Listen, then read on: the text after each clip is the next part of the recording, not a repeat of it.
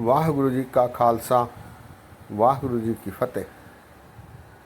सत्कारयोग सत्संगियों, दास ने कल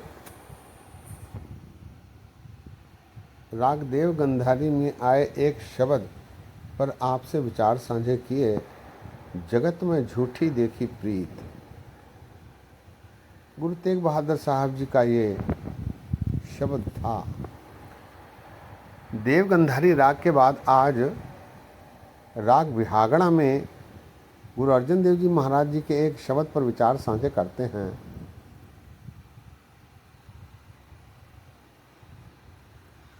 इस शब्द में गुरु अर्जन देव जी महाराज ने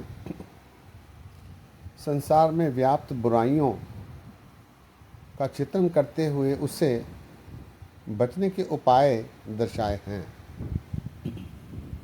शब्द है, एक ओंकार सतनाम कर्ता पुरख, निर्भव निर्वैर अकाल मूरत, अजूनी सैभंग गुर प्रसाद।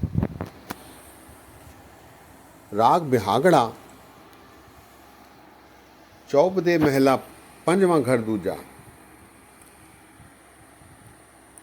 वास्तव में ये एक ही चौपदा है, लेकिन महाराज ने इसे चौपदे के रूप में दर्शाया है। राग बिहागड़ा चौपदे महला पंजवां घर दूजा। दूसरे घर में इसके गाने का विधान है। महाराज कहते हैं, दूतन संगरिया भुयंगन बसरिया अनक उपरिया, तो मैं हर हर करिया तो सुख सहजरिया रहाओ। मिथन मोहरिया अनको मेरिया विच घूमन घिरिया, सगल बटरिया बिरख एक तरिया, बहु बंध है पैया, तिरसाद सफरिया, जह कीर्तन हरिया, नानक सर नरिया। फिर साध सफरिया, जह कीर्तन हरिया, नानक सर नरिया। इस शब्द में महाराज कहते हैं, दूतन संगरिया। दूत अर्थात कामादिक,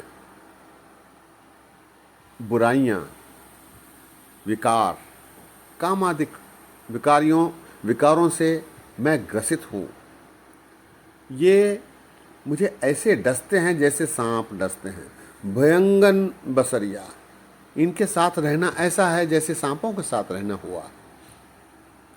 और अनेक उपरिया, अनेकों को, अनगिनतों को इन विकारों ने तबाह किया है, नाश किया है। दूतन संगरिया भयंगन बसरिया अनेक उपरिया। इसीलिए महाराज कहते हैं, तो मैं हर हर करिया तो सुख सहजरिया।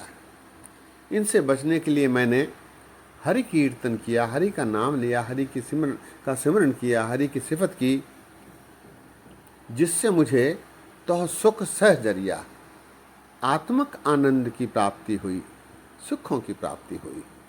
तो मैं हर हर करिया तो सुख सहजरिया,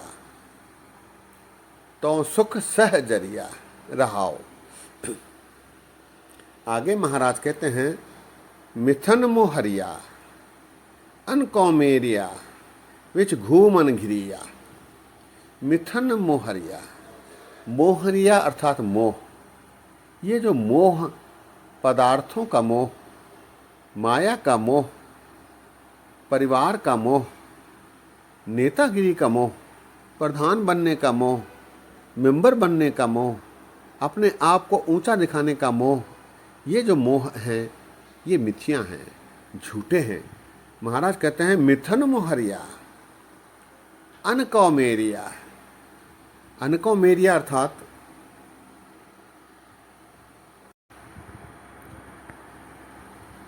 अनको मेरिया अर्थात अनेक प्रकार के जो पदार्थ हैं वो सब अपने समझना। अनको मेरिया विच घूमन घिरिया, इसी में फिर मनुष्य घूमता रहता है, फिरता रहता है, भटकता रहता है और उसकी तृष्णा नहीं बूझते। मिथन मोहरिया अन कौमेरिया विच घूमन घिरिया।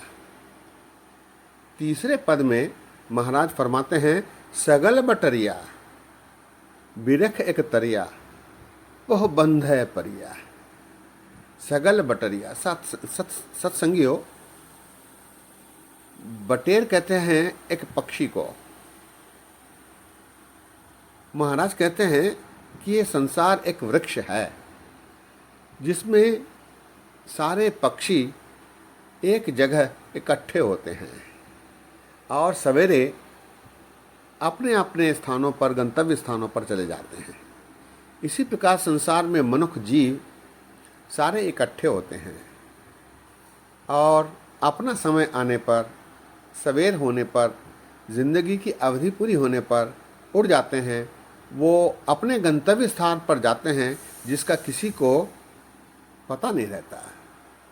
सगल बटरिया बिरख एक तरिया, सारे एक वृक्ष पर जमा होते हैं।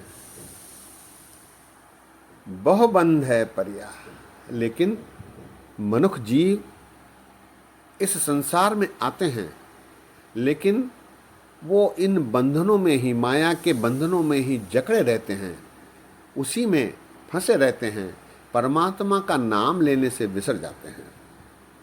सगल बटरिया बिरख एक तरिया बहु बंध है परिया। अंत में महाराज इसका निदान देते हुए कहते हैं, थिर साध सफरिया जह कीर्तन हरिया नानक सर नरिया।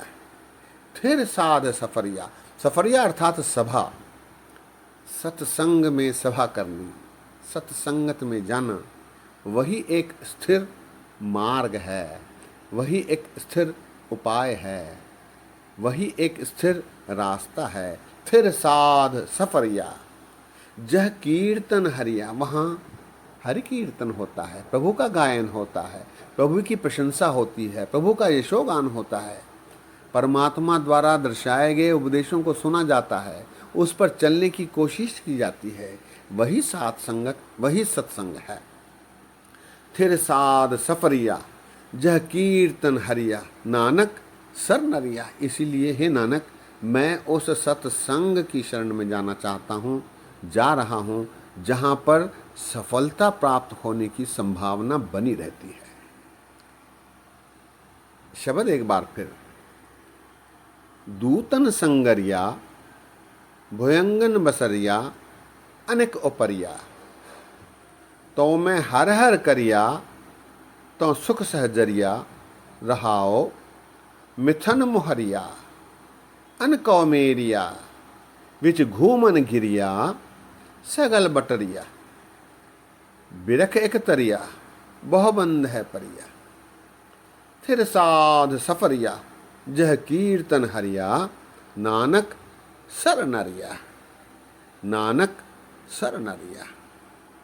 सत्संगियों, गुरु अर्जन देव जी महाराज ने एक विशिष्ट पद्धति से संसार में व्याप्त विकारों का वर्णन देते हुए मनुष्य को इससे बचने के उपाय, सत्संग में जाने की सलाह दे रहे हैं। सत्संगियों, आज यही विश्राम है। दास ने बोलते समय गलतियां की हैं, दास को अनजान जान कर क्षमा बख्शो। इतने वचन प्रवान करो, फतेह सांझी करो। वाहिगुरू जी का खालसा, वाहिगुरू जी की फतेह।